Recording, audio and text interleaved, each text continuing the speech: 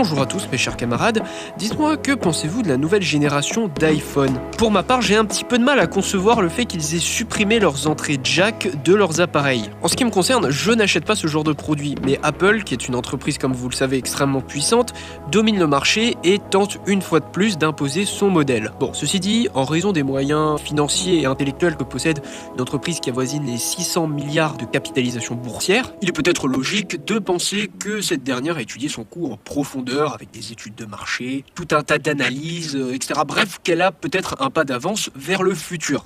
Mais provoquer la disparition du jack sous-entend quand même la substitution de ce moyen par un autre, meilleur évidemment, dont en l'occurrence le Bluetooth. Mais le Bluetooth est-il à la hauteur? Quels sont ses avantages et ses inconvénients?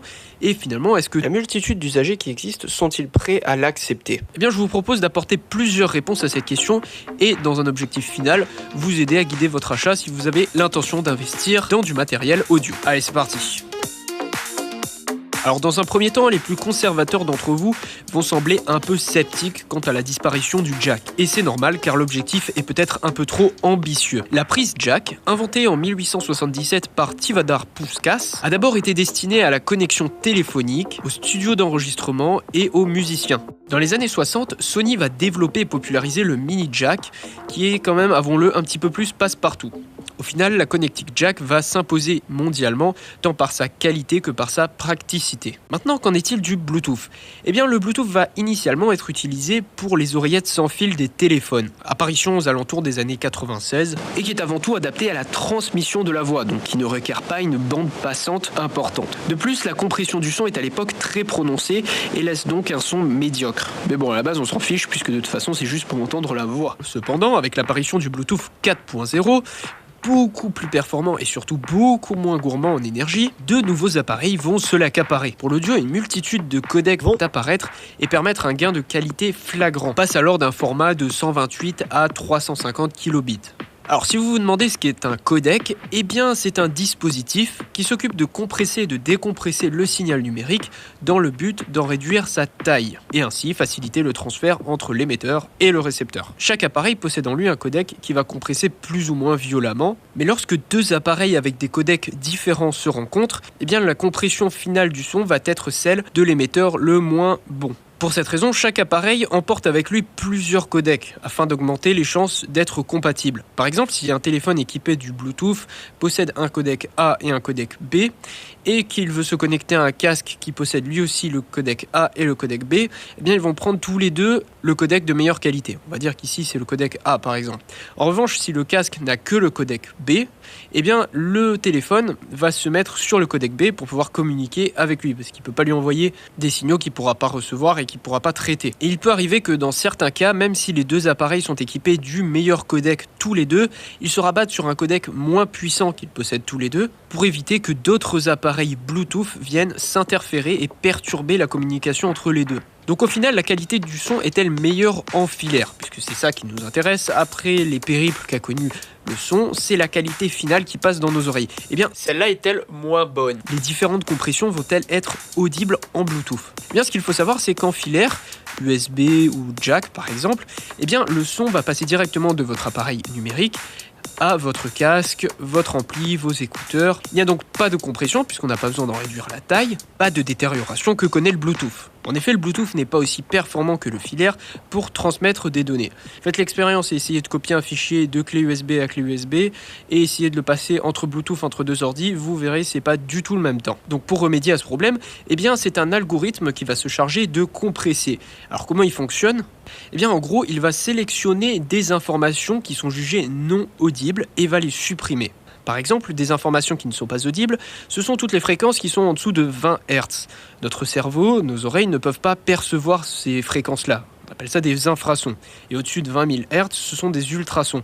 Eh bien, c'est une des choses que l'algorithme peut dégager pour réduire la taille du fichier. Bref, une fois que le son est arrivé à bon port et que le casque l'a reçu, il peut enfin le décompresser. C'est son codec, comme on vient de le voir, qui s'en charge pour que le son puisse enfin être joué. Alors vous voyez bien qu'ici, ça fait quelques étapes supplémentaires qui malheureusement se soldent par des pertes de qualité. Autre information non négligeable, l'ensemble des appareils qui fonctionnent en Bluetooth communiquent sur la même plage de fréquence, soit 2,4 GHz. De votre souris à la borne Wi-Fi, en passant par le portail électrique du voisin, l'ensemble de ces appareils circulent sur cette plage de fréquence et risque de venir perturber le contact entre votre source et votre système son. Bon, a priori, pas d'angoisse ici. La qualité générale du son ne sera pas affectée, bien qu'elle puisse occasionner, si vous vous trouvez dans un environnement assez chargé de ce type d'appareil, de légères coupures aléatoires et petites déformations. Voilà, après avoir vu les quelques défauts du Bluetooth, je vous propose quand même d'étudier ses avantages, puisque ces pertes de qualité minimes peuvent, à mon sens, être largement compensées par la mobilité du Bluetooth. Avant toute chose, rien que le fait de ne pas avoir à s'embêter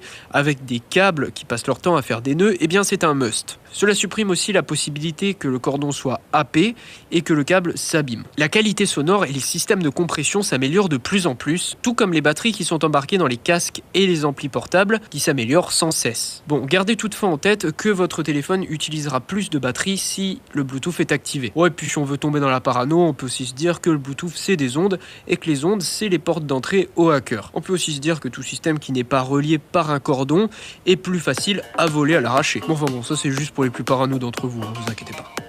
Bien, l'heure est venue de faire notre choix. Qualité versus mobilité, quels sont les critères à prendre ? Je parle comme un spécialiste, ça a de la classe quand même. Hein. Ça se trouve, je dis que des conneries, hein, mais... Eh ben attends, un spécialiste qui dit que des conneries, c'est un homme politique, non ? Pour synthétiser et guider votre investissement, voilà donc les paramètres que je vous conseille de prendre en compte. Que ce soit un casque, des baffes portables ou des écouteurs, le choix entre Bluetooth et filaire dépendra d'abord de l'environnement et de l'attention au son qui sera diffusé. Si votre budget est restreint, eh bien la qualité du son devra correspondre à l'utilité que vous souhaitez en faire. Bah oui, à quoi bon chouiner pour avoir la qualité supplémentaire qu'apporte le filaire qui est tout juste discernable, si c'est pour l'écouter en passant l'aspirateur, la tronçonneuse ou en copulant sauvagement. Un son de qualité supérieure mérite de l'attention, tout comme un parfum de luxe mérite mieux que vos toilettes. Bon, maintenant, si jamais vous avez de la thune en trop à claquer, vous pouvez toujours me faire un don, hein, les liens sont dans la description. Bref, tout ça pour vous dire que si votre besoin en qualité optimale n'est pas immédiat, optez plutôt pour la mobilité que confère le Bluetooth. Ce petit sacrifice vous permettra de gagner énormément en praticité dans de nombreux domaines, tels que le sport où les casques Bluetooth sont très appréciés. En revanche, si vous avez l'habitude de porter toute votre attention sur la musique et que vous recherchez absolument la perfection, alors je vous conseille d'opter pour du filaire. Mais sachez que seule votre écoute pourra guider votre oreille expérimentée. Vous devez donc essayer et comparer plusieurs casques pour vous faire un avis, et n'achetez d'ailleurs jamais sans avoir essayé le casque, vous risqueriez d'avoir de très mauvaise surprise. Alors d'ailleurs, un petit test marrant que je m'amuse à faire quand j'écoute de la musique sur internet, étant donné que ma connexion est pas toujours stable, des fois les vidéos sur YouTube sont chargées en 720, des fois en 360, des fois en 1080, etc. Alors ce que je m'amuse à faire, en fait, sans regarder la vidéo, donc je lance le chargement de la vidéo, donc une musique, hein, et une musique de bonne qualité, si possible d'un bon label, pour être sûr que le fichier de base soit d'une bonne qualité. Et ensuite, je change de page et j'essaye de reconnaître si je suis en 360 ou en 720. Parce qu'il faut savoir que sur YouTube, 720 et 1080, la qualité sonore est exactement la même. En revanche, entre le 360 et le 720, il y a une différence. Et si vous arrivez à faire la différence, c'est que déjà, vous avez une oreille qui est quand même assez expérimentée. Donc voilà, je vous incite à faire le test. Voilà, donc pour clôturer cette vidéo, eh bien, je vous propose de vous donner mon avis de musicien et de compositeur. Alors bon, les plus attentifs d'entre vous auront remarqué que c'est déjà fait dans la vidéo, puisque j'ai utilisé bien sûr des adjectifs qui sont pas totalement objectifs, hein. Il y a toujours un œil critique sur ce que vous regardez. Voilà, donc vous aurez peut-être compris que je ne suis pas friand du Bluetooth et que je n'achèterai sûrement pas de sitôt un casque Bluetooth, pour la simple et bonne raison que j'ai besoin de la meilleure qualité possible que pourra m'offrir mon budget. Et ce pour me permettre d'effectuer une écoute active de la musique. C'est-à-dire qu'il m'arrive de me concentrer sur certaines tranches de fréquence d'un morceau et de me poser régulièrement des questions de type: comment l'ingé son a-t-il mixé ses basses, ses médiums, ses aigus, quel type d'effet utilise-t-il, quelle stratégie utilise-t-il pour créer de telles textures, etc. Voilà, tout un tas de questions qui nécessitent une écoute focus sur des petits détails pour trouver des réponses. C'est donc pour toutes ces raisons que je préfère ne pas prendre le risque de voir le Bluetooth modifier mon son, même de manière très légère, et que je préfère rester en filaire, puisque c'est évidemment l'utilisation qui me convient. Maintenant voilà, comme je vous l'ai dit, c'est à vous de trouver la vôtre. En revanche, pendant mes nombreuses sessions d'entraînement de parcours, eh bien c'est une baffe Bluetooth portative qui nous dynamisait. Et dans ce cas-là, au diable la qualité, seule l'ergonomie compte. Et voilà, cette vidéo touche à sa fin. J'espère que vous êtes maintenant en mesure de claquer toute votre thune au nom d'Orphée. Et si c'est le cas, un petit pouce bleu, un petit commentaire, ça fait toujours plaisir. Et n'hésite pas à rejoindre ma chaîne pour de la musique, de la culture musicale, des tests, etc. En attendant, je vous dis à très bientôt.